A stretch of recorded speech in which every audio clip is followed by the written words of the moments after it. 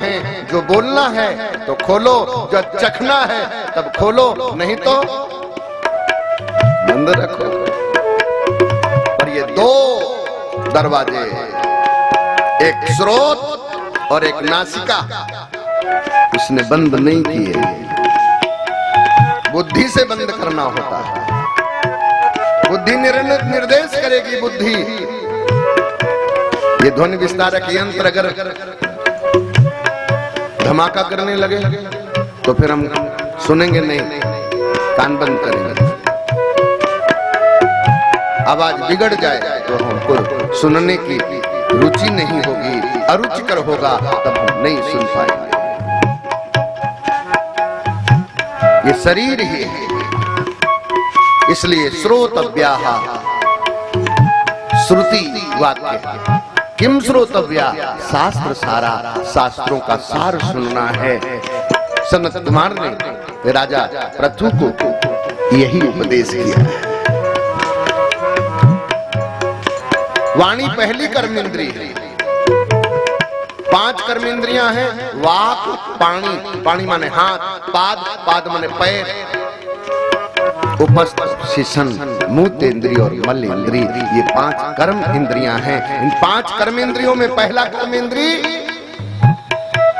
बोलते दो ना, वाणी है। इसलिए वाणी के 4 दोष बताए हैं।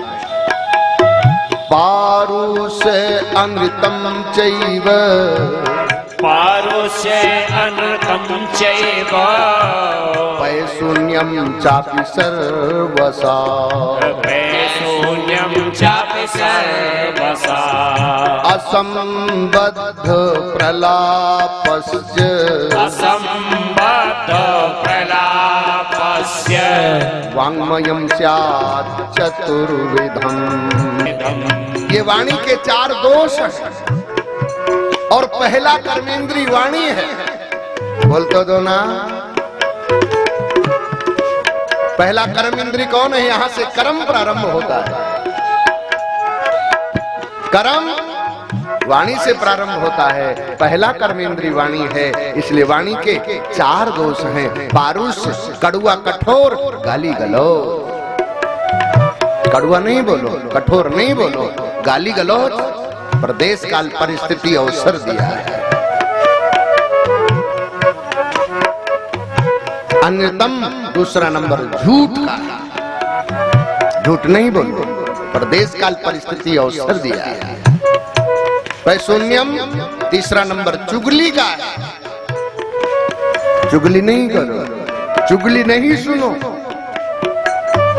चुगली सुनो नहीं, चुगली करो नहीं। असंबद्ध प्रलापस्य, और चौथा अनर्गल, व्यर्थ की बातचीत है। अनर्गल मत बोलो, व्यर्थ की बातचीत मत करो, यही उपदेश है।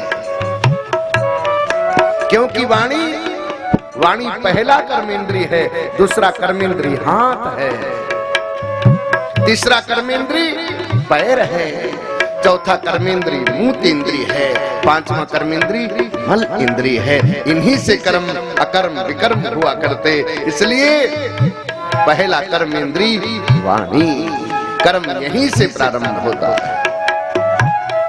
दूसरा कर्मेंद्री हाथ है, आगे चर्चा करेंगे। यथा हि पुरुषो भारम, यथा हि पुरुषो भारम, पुरुष के ऊपर ये बोझ नहीं, ज्ञान भार नहीं होता है। वस्तु में, पदार्थ में बोझ होता है, भार होता है, पर इसमें कोई भार नहीं होता है।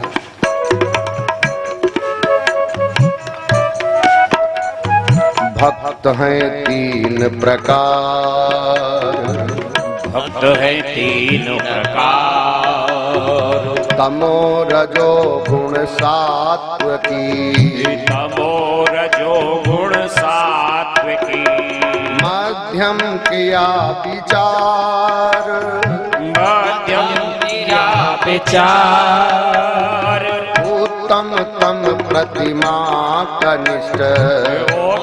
प्रचेताओं को भगवान विष्णु से वर प्राप्ति और उनकी वाक्षी कन्या से विवाह। दक्ष का राजाभिषेक और नारद के उपदेश से प्रचेताओं की मुक्ति।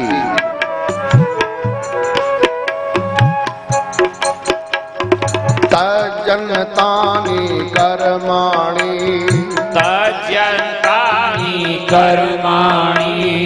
तदा आयुष मनोबचा।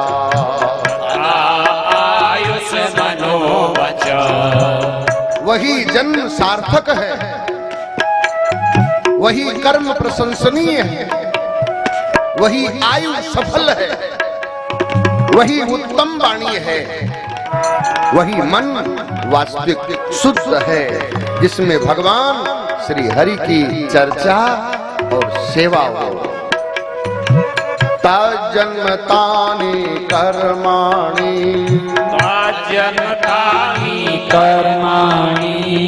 तदा आयुष मनोबचा।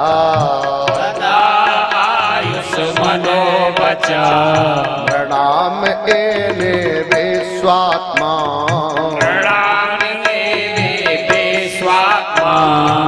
सेव्यते हरि ईश्वरा। उदाहरण दिया है, यथा तरुमूल निषेचनेन प्राप्यति तत् स्कन्धुजोपशाखा।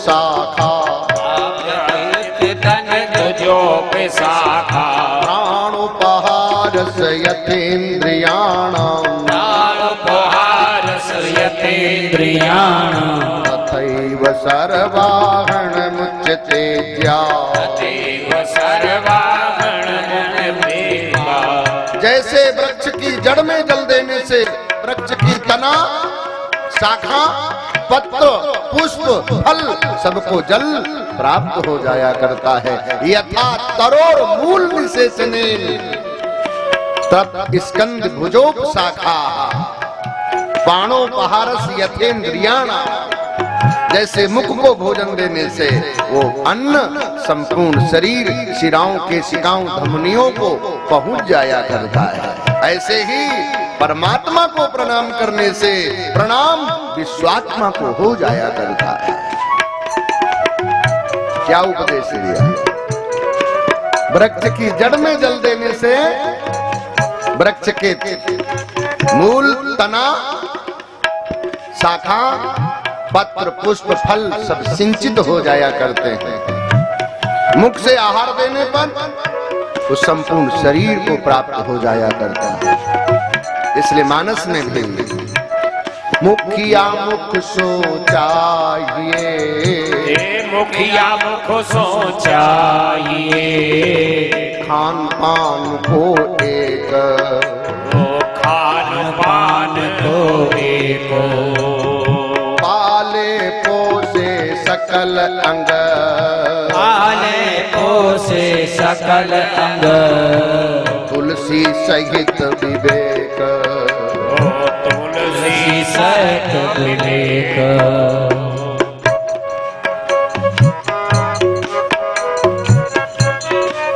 मुख से द्वारा अन्न ग्रहण करने पर संपूर्ण शरीर, शिराओं, धमनियों, केशियों को मिलता है। वृक्षों की जड़ में जल देने से संपूर्ण वृक्ष को जल प्राप्त हो जाता है। परमात्मा को प्रणाम करने से विश्वात्मा सबको प्रणाम हो जाता है। प्रीवत को नारद जी से ज्ञान प्राप्त, राज्य का उपयोग कर उन्होंने वैकुंठ को पाया है। प्रीवत के पुत्र आग्नीत के पूर्वचित अप्सरा से पुत्र हुए। आग्नीत के पुत्र नाभि के राजभवन में ऋषभदेव जी आए। ऋषभदेव के पुत्र, उनको नारद जी ने आत्मज्ञान का उपदेश कराया। दक्ष के पुत्रों को भी ज्ञान कराया। ऋषभदेव जी को पुत्रों सहित ज्ञान उपदेश और उन्होंने परमहंस वृत्ति धारण की। नायं देहो देभाजम्रलोके।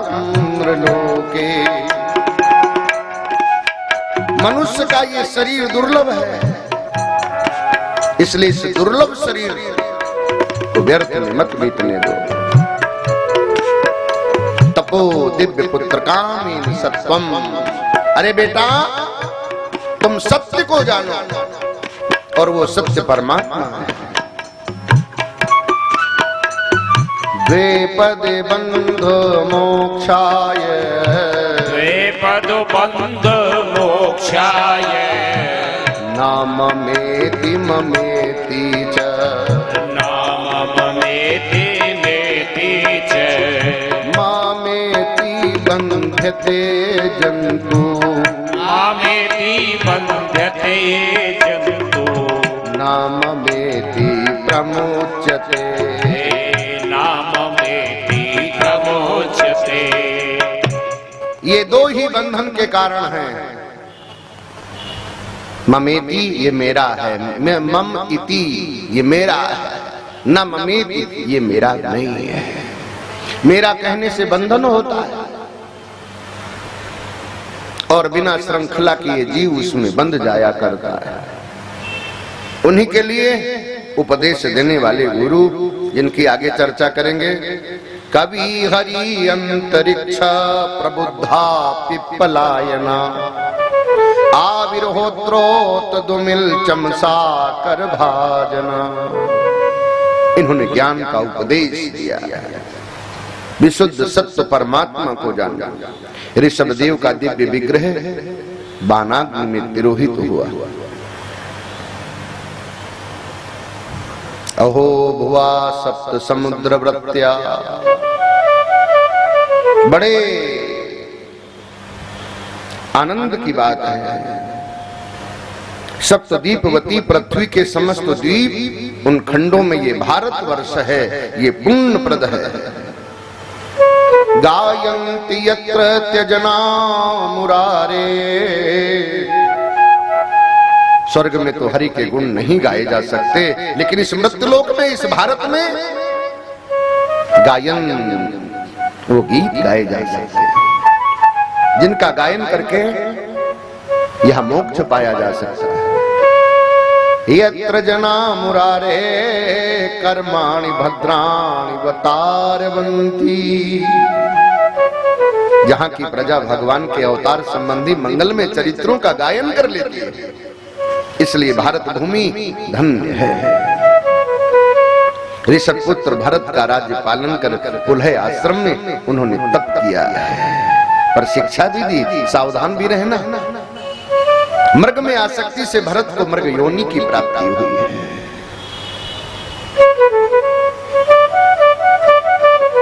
लेकिन उन्होंने स्मरण रखा, उनकी स्मृति नष्ट नहीं हुई। राजर्षि भरत का ब्रह्म कुल में जन्म हुआ और भद्रकाली द्वारा बलिदान से उनकी रक्षा हुई। एक बार चोरों के डाकुओं ने पुत्र